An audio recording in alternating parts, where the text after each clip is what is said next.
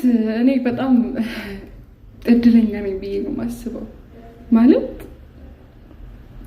እናትና አባት ስላለኝ በጣም እድለኛ ነኝ። እኔ እንጃ ስላሉኝ ይሆን እንደዚህ የምለው። በጠዋት ደውለው እንዴት አደርሽ ልጄ፣ ምሳ በላሽ ልጄ፣ እንዴት ነሽ ልጄ፣ ምን ቸገረሽ፣ አይዞሽ አይዞሽ። እውነት ከዚህ በላይ ምን አለ?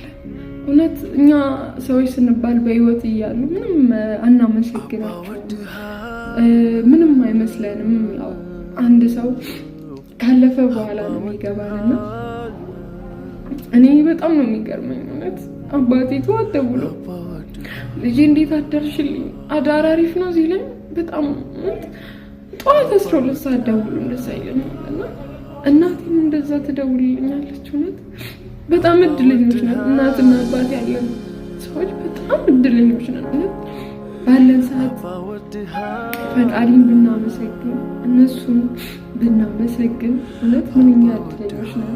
እውነት እነሱ መኖራቸው ብቻ እኛ ሙሉ ያደርገናል። እኔ እነሱ በቃ እያሰብኩ ራሱ በጣም እደሰታለሁ። ጭንቀት